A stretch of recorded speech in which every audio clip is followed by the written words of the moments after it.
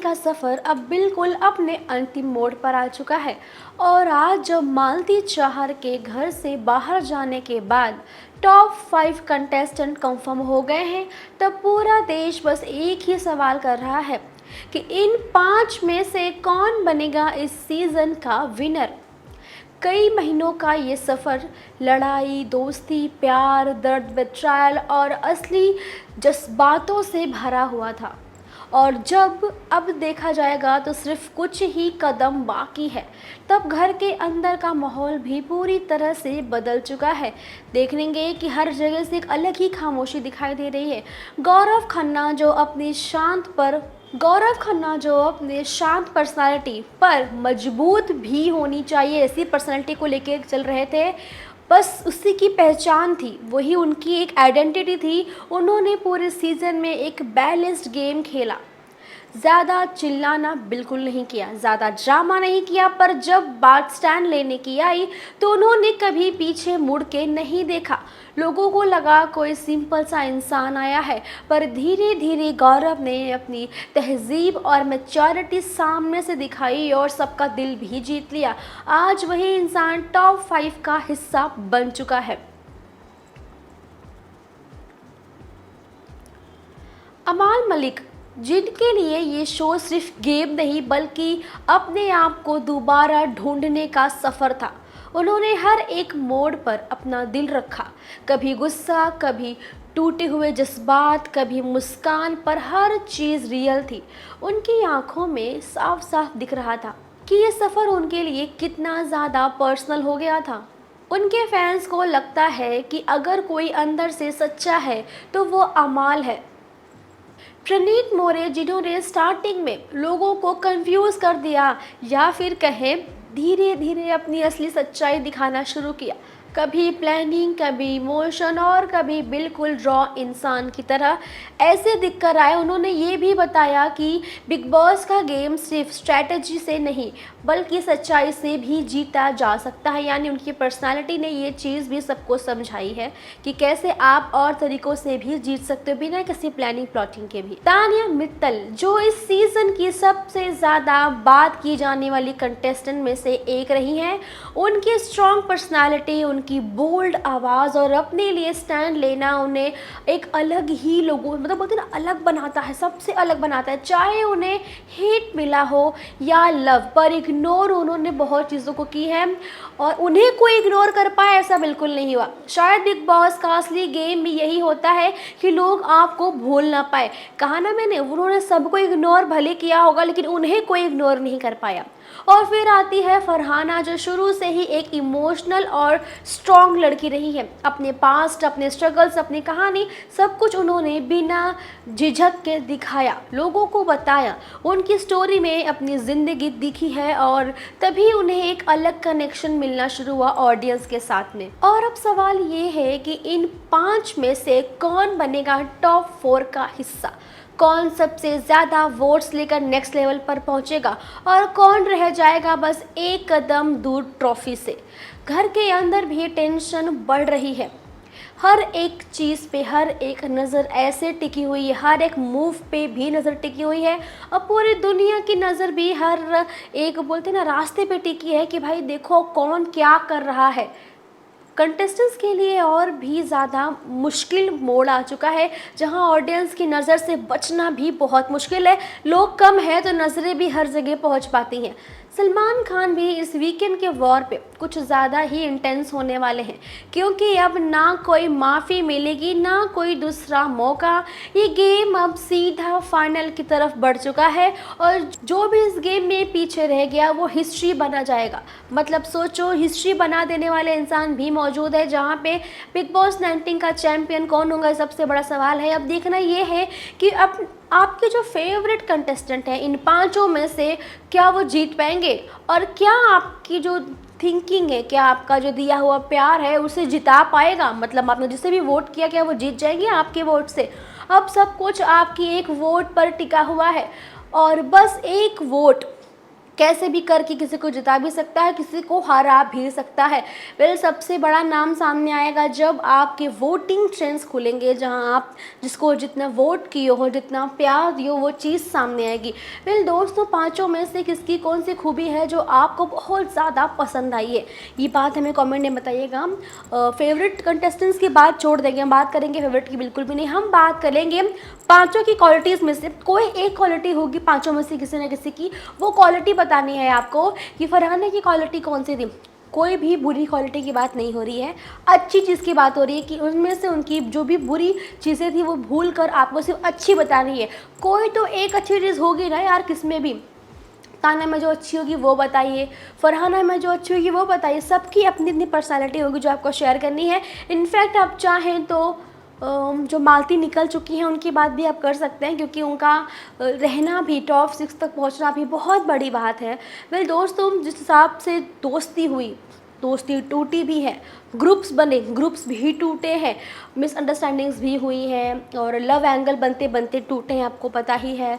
और जैसे जैसे रिश्ते टूटते गए, यानी जो एक घर में एक बोलते ना, एक कोई ओल्ड लेडी आती है या ओल्ड मैन आता है, तो उनके साथ जो बॉन्ड बनाया है घर वालों ने, आपको पता है मैं बात कर रही हूँ कोनिका मैम की। जब वो आई थी तो ऑब्वियस सी बात है वो सबसे ज़्यादा ओल्ड सिर्फ वही थी, सबसे ज़्यादा बड़ी सिर्फ वो थी, उम्र में भी तजुर्बे में भी।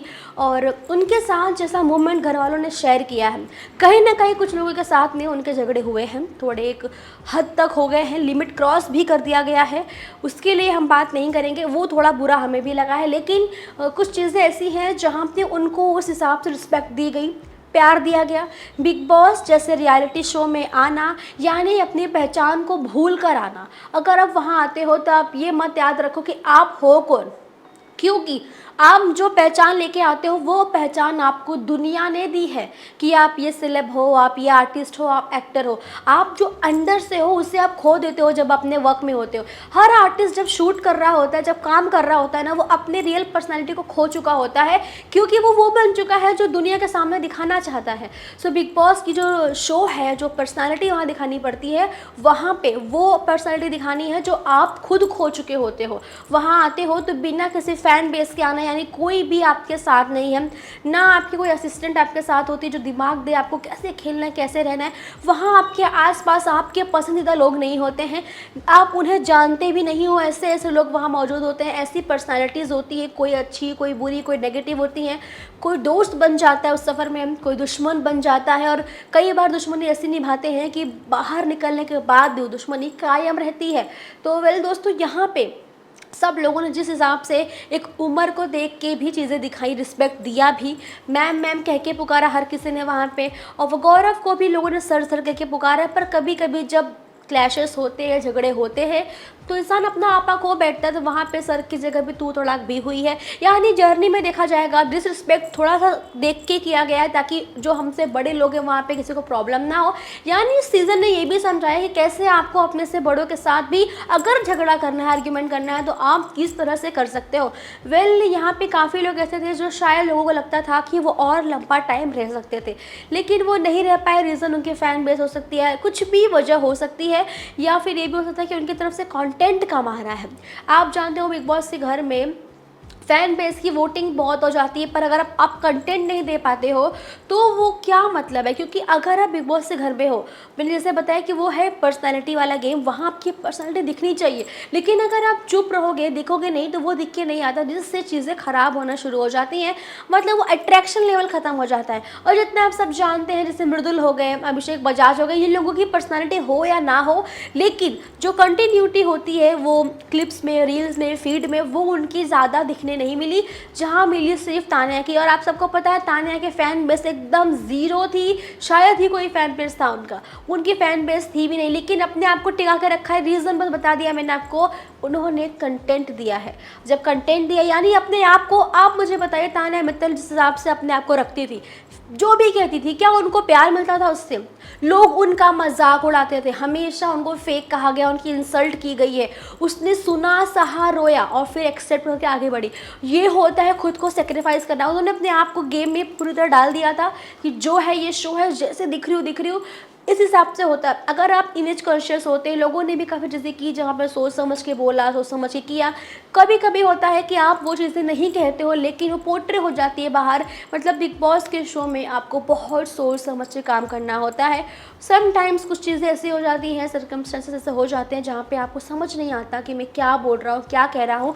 इसीलिए हमारे सलमान खान वीकेंड के वॉर पे आते हैं और सबको समझाते हैं, सबको कहते हैं आप गलत कर रहे हैं, आप गलत जा रहे हैं। सलमान खान की जो डांट होती है ना, एक तरह से अगर आप समझोगे वो इसलिए होती है कि मुझे आप अच्छे लग रहे हो, आप अच्छा परफॉर्म कर रहे हो, और अगर ये गलती आप नहीं सुधारोगे तो आप कुछ ही दिन में घर से बाहर भी जा सकते हो। ये उनकी एक तरह से वार्निंग होती है। और वार्निंग किस लिए देंगे? अगर वो चाहते हैं कि आप कंटिन्यू ना करो, अगर वो आपसे नफरत करते हैं, बायस्ड है, तो भाई वो आपको समझाने क्यों आएंगे? वो तो चाहेंगे जो तुम कर रही हो वो कंटिन्यू करो और तुम घर से बेघर हो जाओ। वो वार्निंग देते हैं कि अभी भी वक्त है, ये चीज़ें मत करो। फरहाना को बार बार वार्निंग मिल चुकी है, सबको।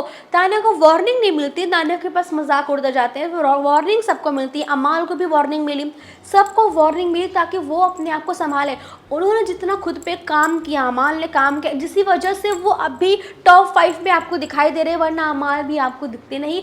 जिस हिसाब से उनका गेम था, बहुत अग्रेशन, झगड़ा बहुत ज़्यादा, थोड़ी गलत ज़बान उन्होंने भी निकाली थी। और उसके बाद जैसा डांट खाने के बाद खुद को कंपोज किया, शांत किया जिस हिसाब से ना, उसके बाद ही वो दिख क्या पा रहे। बस थोड़ा पोकिंग साइड चालू हुआ उनका तान्या के साथ में, जो कि उनके लिए फ़ायदेमंद भी हो गया एक तरह से। उनको फुटेज मिल गई, दोनों की जोड़ियाँ, झगड़ा ही सही लेकिन फिर भी दोनों भाई बहुत ट्रेंड कर रहे थे, उससे कुछ चीज़ें मिल गई। अब बात आ गई एक चीज़ की, जो है कि झगड़ा, जो उन्होंने बहुत सही तरीके से हैंडल किया। अभी भी वो बहुत ही कामली रिप्लाई कर रहे हैं, जो भी झगड़ा उनसे कर रहा है बड़े कामली रिप्लाई कर रहे हैं। यानी अब हो सकता है अमाल ने अपने आप को सलमान खान के डांट के बाद समझा लिया, संभाल लिया। और वहीं अगर ये सोचो आप लोग की डांट एक को पड़ रही है, ऐसा नहीं था। फरहाना को डांट पड़ी थी लैंग्वेज के लिए, लेकिन फरहाना अगर कंट्रोल करती आई हैं तो उनकी फ़ैन बेस और स्ट्रॉन्ग होती गई, अगर आप देखेंगे। और जब जब फरहाना गलत है वहाँ वहाँ डांट पड़ी है। डांट उनको बेसिकली पड़ी है सिर्फ उनकी बैड लैंग्वेज की वजह से। प्रणीत मोदी की बात करें तो स्टैंड अप कॉमेडी में भी उन्होंने काफ़ी कुछ चीज़ें ऐसी कह दी थी जिसकी वजह से सलमान खान ने भी डांटा भी था कि प्रणीत कभी कभी चीज़ें मजाक में ऐसी मत बोलो, किसी को हर्ट हो सकती है। ये बात का मुद्दा उठ चुका है सलमान खान की वीकेंड के वॉर पे। उन्होंने उन्हें भी समझाया था, कोरिका मैम को भी कहा था, कुछ चीज़ें वो समझ नहीं पाती, सुन नहीं पाती, इसके लिए उनको भी कहा गया था। और बजाज को भी कहा गया काफ़ी चीज़ें हद तक वो जो फिजिकल हो जाते हैं उसके लिए। अशनूर को डांट तो बढ़ चुकी है, आप सब देख ही रहे हो उनके एटीट्यूड की वजह से। तो सबको अपनी अपनी जर्नी में डांट सबको ही पड़ी, ऐसा नहीं कोई क्लीन चिट में बैठा हो। नेहल थी, उन्हें भी डांट पड़ चुकी थी। और बसीर को शायद नहीं पड़ी थी किसी चीज़ के लिए, क्योंकि वो अमाल के सपोर्टर थे। पर ज्ञान दिया गया था कि बसीर अपने लिए खेलो, अपने लिए इंडिविजुअल खेलो, क्योंकि आप कहीं दिख नहीं रहे हो। शहबाज को बात कही गई थी कि भाई शहबाज अपने लिए इंडिविजुअल खेलो, तुम कहीं दिखाई नहीं देते। जब जब टास्क आते गए लोगों ने अपना बेस्ट दिया, अच्छा खेला। कैप्टनसी की जो डेस्परेशन थी आपने जीके के अंदर देखी थी, जो कि एंड में जीके को सबसे बड़ी स्ट्रैटेजी तो ये आई जब हमने देखा, प्रॉपर फील हुआ जैसे हम डेली सोप देख रहे हैं कि कैप्टनसी हाथ में आने के बावजूद उनके हाथों से कैप्टनसी छीन ली गई, शहबाज को मिल गई। और शहबाज को मिलने के बाद भी कुछ चीज़ें बदली नहीं। और फिर भी एक होता है, जीके बहुत ही इमोशनल हो गए थे कि कैप्टनसी के लिए वो तड़प रहे थे, मिलने के बाद उनसे छीन लिया गया। लेकिन बाद में एक एंड में उन्हें ही कैप्टनसी दे दी गई, इतनी खुशी के साथ वो इन्जॉय कर रहे हैं। यानी भाई मेहनत करोगे तो जेकी की तरह मिल तो जाएगा, बस लगातार मेहनत करने की ज़रूरत है। सलमान खान भी अप्रिशिएट करते, सलमान खान ने उन्हें ऑफ़र भी किया जीके को कि मेरे साथ एक शो या एक फिल्म वो करेंगे। यानी उन्होंने क्लियर कह दिया कि जीके तुम मेरे साथ काम करने वाले हो। भाई जीके को भी एक तरह से अपॉर्चुनिटी मिल चुकी है सलमान खान की तरफ से, तानिया मित्तल को मिल चुका है एकता कपूर मैम की तरफ से, और अमाल को भी मिल चुका है एकता मैम की तरफ से। यानी सोचो हर किसी की जर्नी लाइफ अपने आप बनती गई। बिग बॉस जैसे शो के अंदर आना भी बहुत बड़ी बात होती है, और खुद को 3-4 महीना झेल लेना और झिलवा लेना भाई बहुत बड़ी बात है। हमारी ऑडियंस जिसे कभी हम गलत भी लगते हैं, कभी सही भी लगते हैं, कभी रील्स वैसी बनती, कभी मेकर्स की एडिटिंग वैसी होती है, कुछ लोग ऐसे पोर्ट्रे करते, बहुत चीज़ें होने के बाद भी अगर हमारे फैंस लॉयल हैं और वो वोट कर रहे हैं फरहाना, तान्या, अमाल जी की जिसको भी, तो भाई आप लोग ध्यान दीजिए कि कौन डिज़र्विंग है कौन नहीं। इस बात पे पूरा ध्यान होना चाहिए आपका कि कोई फेक इंसान हो या कोई बहुत रूड इंसान हो, कोई गलत लैंग्वेज यूज़ करता हो, कोई नेगेटिव हो, या कोई कुछ नहीं कर रहा हो, या कोई घमंडी, जो भी आपको लगता हो वो साइड रखें। फ़िलहाल सिर्फ गेम के अकॉर्डिंग लोगों को जज कीजिएगा। जैसा गेम होगा वैसा वोटिंग जाना चाहिए और जो डिजर्विंग होगा वही विनर बनना चाहिए। वेल अब आगे क्या होगा, इसे अपडेट आपको मिलती रहेंगी, तो सब्सक्राइब करना ना भूलेगा टेटेशन को।